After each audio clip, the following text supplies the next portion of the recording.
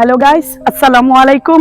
আমি আবারও চলে আসলাম আপনাদের সাথে একটা অনেক বেশি ভয়ানক লোকেশন শেয়ার করার জন্য। আমাদেরকে এক ভাইয়া বলেছিল যে এইখানটায়, এটা হচ্ছে জালকুড়ি এলাকা, এইখানে সবচাইতে বেশি ভয়ানক এই জায়গাটা। এই যে এখানে একটা তাল গাছ, ওইখানে একটা তাল গাছ। আমরা শুনতে পাইছি যে মাঝে মাঝেই নাকি এইখানে 12-13 বছরের একটা মেয়ের আত্মা লুক তাই বলে যে দেখা যায়। তো আজকে চলে আসলাম, যদি আমি কিছু দেখতে পাই তাহলে আপনাদেরকে দেখাবো। চলেন গাইস, আমার জানা মতে এই জালকুড়ি এলাকার এই জায়গাটা সবচাইতে বেশি ভয়ানক। দেখেন আশেপাশে যদিও বাড়িঘর অনেক আছে, বসত বাড়ির অভাব নাই, তারপরও রাস্তাটা বিটখুটে অন্ধকার এবং এখানে মানুষ অপ্রয়োজনে বের হয় না। আমাদেরকে যে আপু বলেছিল এই লোকেশনটার কথা, সেই আপুকে বলেছিলাম এখানে আসার জন্য। সে বলছে আমার এত সাহস নেই।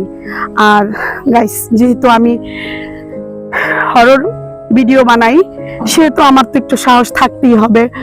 আর লোক মুখে শোনা গেছে এই জায়গাটায় অনেকেই অনেক কিছু দেখতে পেয়েছে। ওই আপুটার একটা ছেলে আছে, মেবি 15 বছর বয়স। সেই ছেলেটা তার 3 বন্ধুকে নিয়ে এইখানে আসছিল। ঠিক ওই মুহূর্তে তারা একটা মেয়ে দেখতে পায়।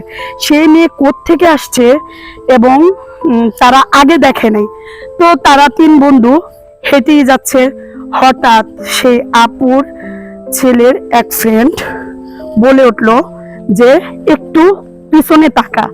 যখন সে আপুটা পিছনে তাকিয়েছে গাইস, ঠিক যখন ওই আপুটার ছেলে পিছনে তাকিয়েছে, ঠিক ওই মুহূর্তেই দেখলো কি যে মেয়েটা খুব ভয়ানক ভাবে তাদের দিকে তাকিয়ে আছে। তারা হঠাৎ কিছু না ভেবেই 3 জন দৌড়ে পালিয়েছে, তাদের বাসায় চলে গেছে। তখন ছেলেটা ভীষণভাবে ভয় পেয়ে যায়। এবং কি হয়েছিল, কে সে মেয়ে? গাইস, আমরা যতদূর জানি মেয়ে ভয় পাবে, মেয়েরা ভয় পায়। 3টা ছেলে যে জায়গায়, সে তো ভয় পাওয়ারই কথা। সেই জায়গায় মেয়ে ওদের দিকে তাকিয়ে আছে এবং গার বাঁকা করে তাকিয়ে আছে, কিন্তু ছেলেগুলাই ভয় পেয়েছে। তো আপুটা যখন এই কথাটা আমাদেরকে বললো আর লোকেশনটা আমাদেরকে দিল, ঠিক তখনই আমরা চলে আসলাম আপনাদের সাথে এই জায়গাটা শেয়ার করার জন্য। যদি আমি কিছু দেখতে পাই তাহলে আপনাদেরকেও দেখাবো। আর যদি আমার ক্যামেরায় কিছু ধরাই না পড়ে, যদি আপনারা কিছু দেখতে পান তাহলে আমাকে কমেন্ট করে জানাবেন। এখানে কিন্তু বাড়িঘর আছে, নাই যেমন কোনো কথা না। মেবি আপনারা দেখতে পাচ্ছেন এখানে অনেকগুলো বাড়ি এবং বসত বাড়ি, কিন্তু যদি আপনাদের রাস্তাটা একটু দেখাই, অন্ধকার গাইস, একটা প্রাণের সন্ধানও নাই। মানে বিনা প্রয়োজনে এইখানে কেউ আসে না, কেউ না। এটা একটা বসত বাড়ি এবং এই বাড়িটা মানে কতটা অন্ধকার, এরকম অন্ধকারের মধ্যে মানুষ কিভাবে বসবাস করে। হ্যাঁ, অনেক গাছগাছালি, অনেক কিছুই আছে। তো আমরা যে মেয়ের কথা শুনে এখানে এসেছি, যে সাজুগুজু করে একটা মেয়েকে দেখা যায়, তো আমরা যদি দেখতে পাই তাহলে আপনাদেরকেও দেখাবো। এখানে একটা ঝিলের মতো অনেক বড় একটা, কি বলবো এটাকে, পুকুর বলবো না ঝিল বলবো আমি জানি না। আর এই যে এখানে অনেকগুলো গাছ এবং সেই তাল গাছ, যেই তাল গাছটা এইখানকার লোক মুখে শোনা যাচ্ছে যে অনেক বেশি ভয়ানক। আর সেই 10-11 বছরের মেয়েটা এইখানেই নাকি বেশি ঘোরাফেরা করে। যদি আপনাদের একটু দেখাই, এই যে দেখেন অনেকগুলো বাড়িঘর এখানে, কিন্তু কোনো মানুষের কোনো হাঁটা চলা কোনো কিছুই নেই।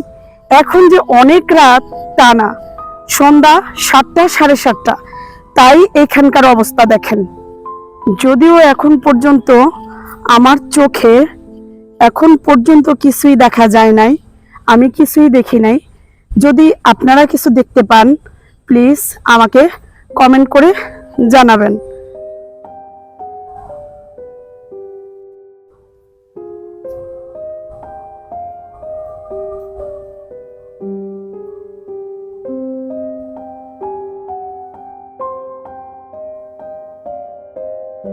গাইস, আমার কাছে মনে হইলো আমি এখানে কোনো মানুষ দেখলাম, কিন্তু দেখেন মানে আমার কাছে এটা মনে হয়েছে। আচ্ছা, এরকম মনে হইতেই পারে, অনেক রাত, অনেক অন্ধকার, কিন্তু আমি আসলে এখন কাউকেই দেখতে পাচ্ছি না।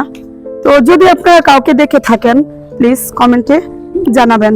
গাইস, এই যে আমি এইখানকার একটা রাস্তায় চলে আসলাম, এই রাস্তাটা মেবি অনেক বড়। আচ্ছা আচ্ছা, এইখানে একটা মানুষ দেখা যাচ্ছে। তো যাই হোক, একটা প্রাণের সন্ধান পাওয়া গেল, যদিও অনেক ভয় লাগতেছিল, কিন্তু একটু সাহস পেলাম। মানুষটা আসলে জিজ্ঞেস করব যে এখানে আসলে কি হয়েছিল কিংবা কি হয়। আচ্ছা, আরেকটা ব্যাপার আপনাদেরকে যদি একটু জুম করে দেখাই, মানুষের চেহারা কই আর এইভাবে কেন হাঁটতেছে? আমার তো ভীষণ ভয় লাগতেছে গাইস। তাকফিরুল্লাহ গাইস, যেই মুহূর্তে ঠিক আজানের শব্দ হয়েছে, আল্লাহু আকবার বলে কথা বলছে, এই মুহূর্তে হঠাৎ করে চোখের সামনে থেকে এটা কি ছিল আমি আসলে নিজে বলতে পারবো না এটা কি ছিল। আপনারা যদি বুঝতে পারেন কিংবা কিছু দেখে থাকেন তাহলে আমাকে কমেন্টে জানাবেন। প্রিয় ভিউয়ার্স, আমি আর এখানে সম্ভবত বেশিক্ষণ আমার পক্ষে টিকা সম্ভব না। এক হচ্ছে বিটখটে অন্ধকার, দ্বিতীয় হচ্ছে একটা মেয়ে আমি এদিক থেকে দেখলাম, মেয়েটা চোখের নিমিষে এখান থেকে যখন আজানের আল্লাহু আকবার বলল, ঠিক ওই মুহূর্তে মেয়েটা গায়েব হয়ে গেছে। আমি ভাবলাম যে যাক, একটা মানুষ তো দেখা গেছে, কিন্তু ভিউয়ার্স এখানে কিছুই ছিল না। তো আমার খুবই ভয় লাগতেছিল এবং এখনো লাগতেছে। তো আমি ভাবতেছি যদি কোনো মানুষ পেতাম তাহলে একটু বড়সড় হতো, যেহেতু আমার অপরিচিত এলাকা আর আমার খুবই ভয় লাগতেছে। তো আমি এখানেই বিদায় নিচ্ছি। আপনারা সবাই ভালো থাকেন, সুস্থ থাকেন, স্বপ্ন পূরণের সাথে থাকেন। আসসালামু আলাইকুম ওয়া রাহমাতুল্লাহি ওয়া বারাকাতুহু।